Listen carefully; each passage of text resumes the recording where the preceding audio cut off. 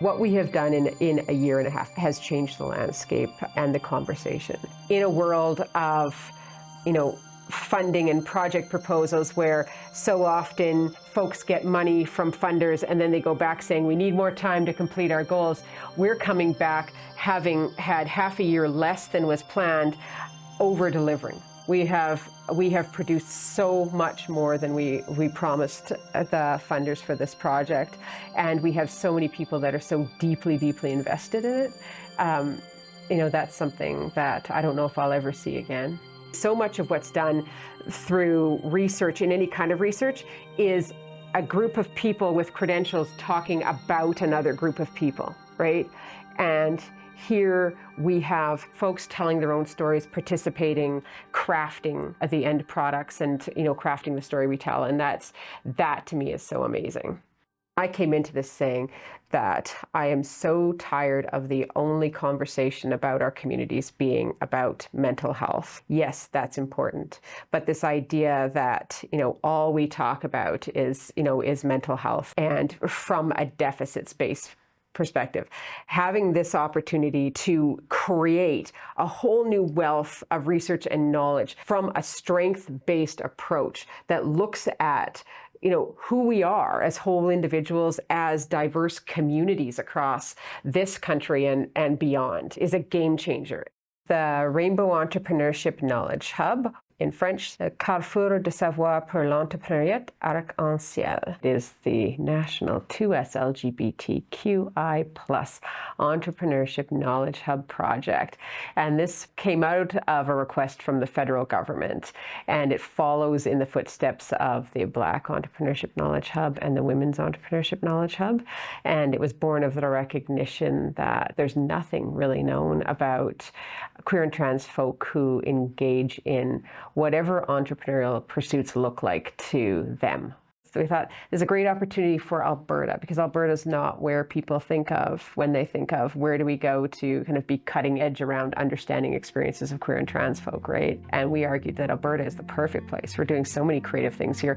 And this is a province where queer and trans folk have had to be fighters and have had to be advocates and have had to be creative. And so we felt it was the perfect place. I'm the co-principal investigator on this project with the beautiful, magical, and wondrous Dr. Michael Lunsbury. Without his ability to understand the role that business has in the greater social good, I don't think we would have imagined this project in the way it needed to be imagined.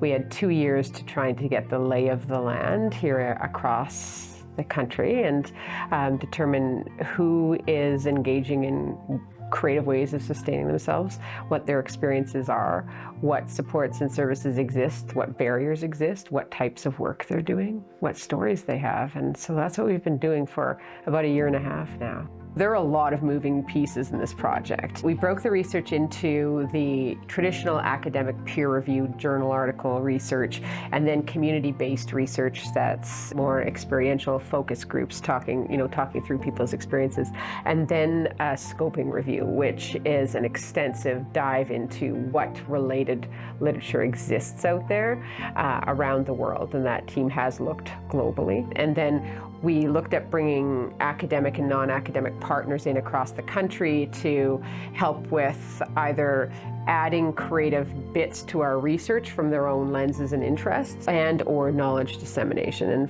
finding participants and sharing out our information. And from there we started doing the networking piece, because that was another big part of this, was the idea about creating community. What we really thought here is, let's find the strength within our own communities across the country, and let's actually, connect people to each other and get to know about each other and see what we can do for each other. This idea of, we have so much strength within our communities across the country. So we started what I call the kitchen parties, but it's Rec Mobile. We traveled around the country to 14 different cities across the country, doing networking events. A lot of that was facilitating putting people in the same room and finding out what people were doing and having them get to know each other. And that was a big part of the last 1.5 years.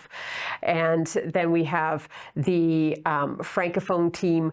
A big part of this project was prioritizing Francophone voices within our community, and recognizing that there is a difference in those experiences. And there is also the focus on Indigenous peoples within our communities and their experiences too. And so we have a wonderful group of folks who've been advising us from that capacity and participating from across the country, from Two Spirits in Motion and Two SAS and the Edmonton Two Spirits Association and beyond. And then finally, there's been a rural component too, trying to understand rural experiences across the country. There's the database piece that we're working on. There's the knowledge dissemination piece through a conference that we had the first one in the fall, and this will be an annual event going forward, we hope.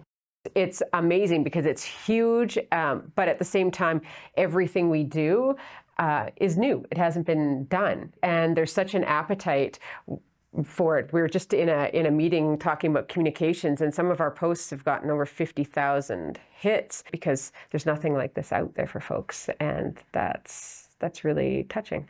We have some really concrete information about where individuals need us to move and support movement in their communities in order to help them do better, help them thrive, and we're ready to go.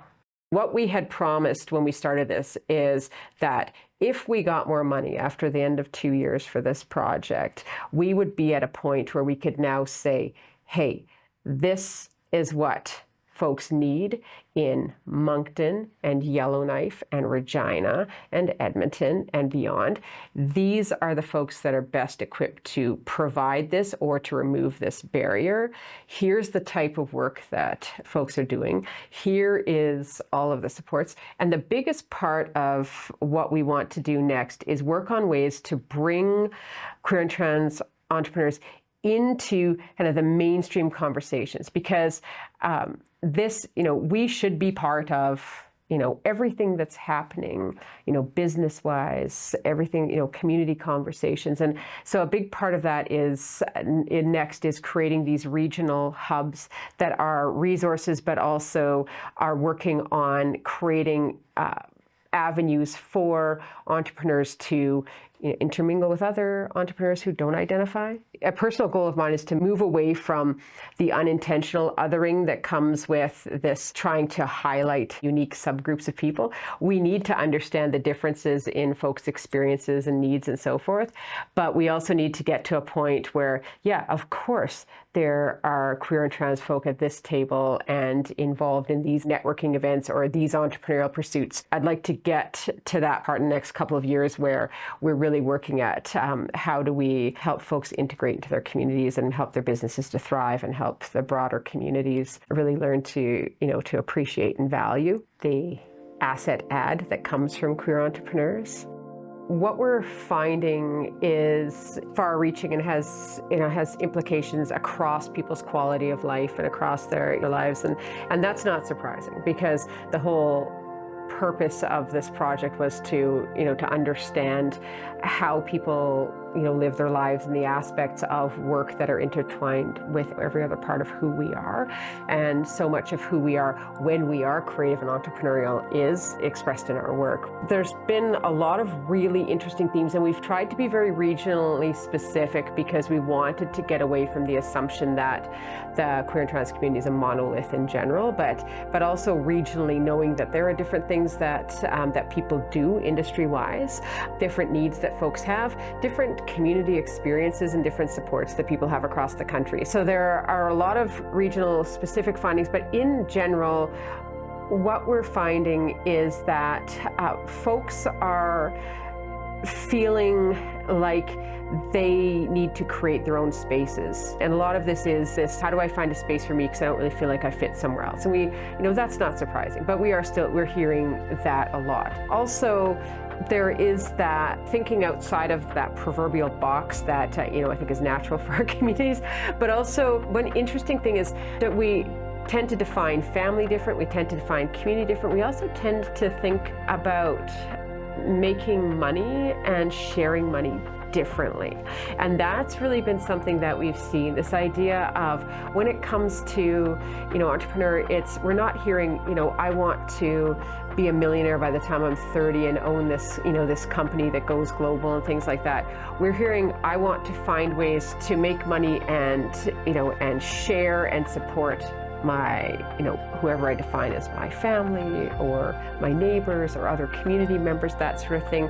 So there's a real different lens on the way folks are thinking about money and about wealth and about quality of life, and that we don't often hear in these entrepreneurial conversations in kind of standard environments, if that makes sense.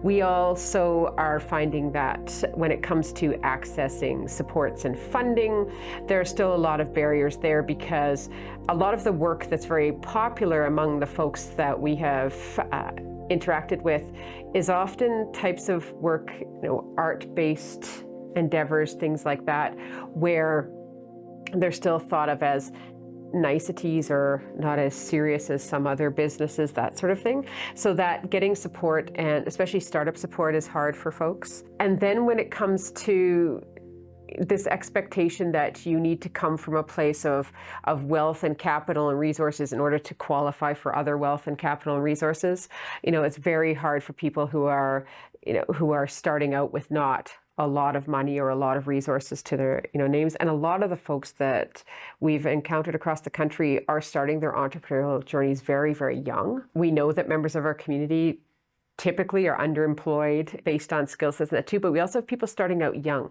trying to find their own paths.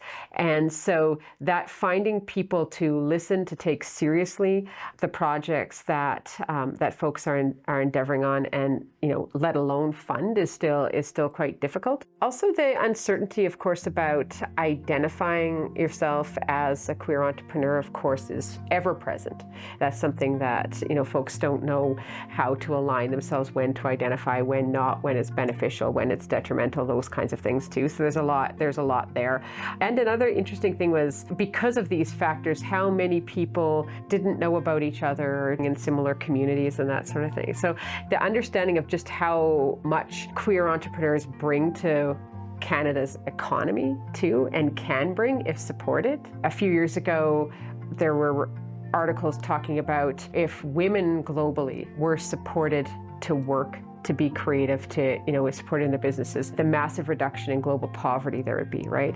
And I think about that a lot in the conversations that we've had over the last year, when we look just even within our country. If we recognized and valued queer entrepreneurs, what an impact we would have, not only in the quality of life and living conditions for many members of our community, but just to our national economy, because there are so many out there that are doing wonderful things, and we need to take it seriously.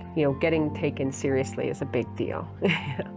As part of the REC project, we put on a 4-day national conference that was focused on understanding queer and trans entrepreneurship. It had 3 streams, again, one for academia, one for queer suppliers, those folks who are already ensconced in business, and then one for community, anybody who wanted to be there and have a workshop, participate, etc. And we had 70 individuals apply to present as part of these 4 days, which is a massive number. And we worked to include everybody, which was a monumental undertaking. It happened here in Edmonton at the Matrix Hotel and on the campus at the University of Alberta. And we had just a phenomenal showing of support from across the country and even beyond. We had people presenting from Pakistan. We had a kiki ball, because ballroom and drag are entrepreneurial. And we had folks who flew themselves from around the country to walk the runway for that ball. And that was just amazing to me, that people were so invested. We ended up having about 300 people involved, which was great. And it was an incredible 4-day oasis of just inclusion and creativity in the midst of the political kind of firestorm that was happening around our community, and still is. It was an incredible event. I think it was one of the highlights of my career. In fact, I know it was. We are already planning to do the 2nd annual one in November 12th to 14th here at the Matrix again. You see people recognizing that they're not the only ones, right? And people recognizing that we actually have what we need within our community. If I need to know how to do a thing, whether it's how to balance books or how to start a business in the north or how to connect with, the folk that I want to serve, we have people.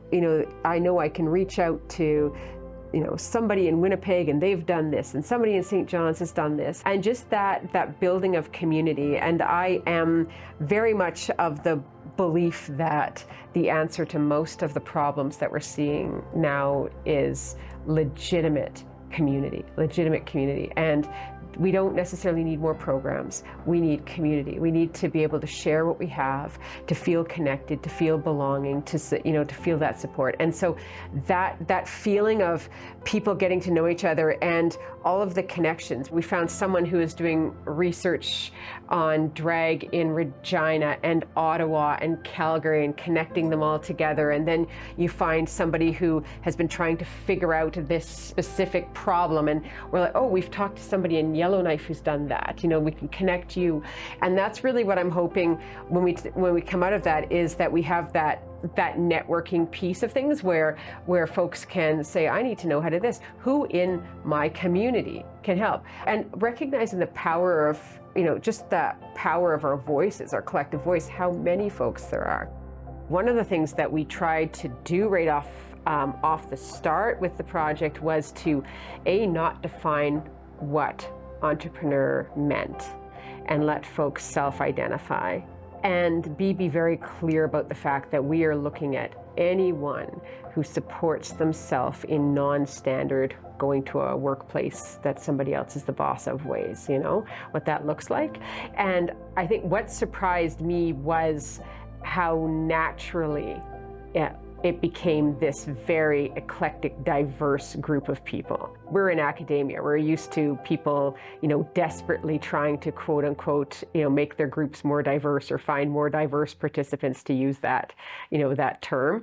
By just leaving the doors open and letting people include who they thought should be included and include them, and come in themselves if they thought they should be, it took no work at all to end up with this incredibly, really fascinatingly diverse group of people across the country, and groups of people across the country. It's not just about producing the research, it's about how can we help and lift up and support people along the way, which is exactly what we're talking about.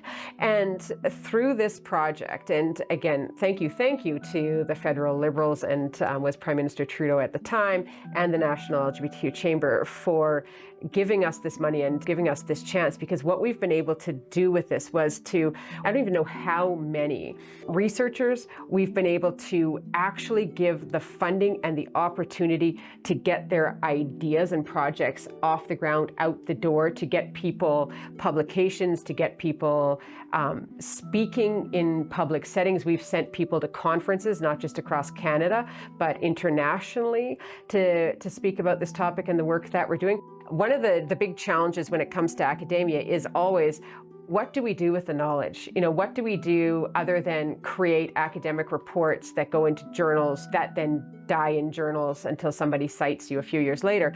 And what we wanted to do out of this was to actually create usable things. Right? So with partnering with academic and community partners, we've been able to share the knowledge in ways, and you'll see from our reports on our website, in ways that anyone can use and access, and have backup for requests they're making for funding for other projects, because they can point to this research and say, hey, this is needed. We know, we've done the work already. The most important thing is community. And it is the understanding that we are all part of a community. We are not individual, solo folks on islands by ourselves. We are part of a massive, loving, creative, brilliant community. And there are folks out there who have our backs. And we just need to reach out to each other.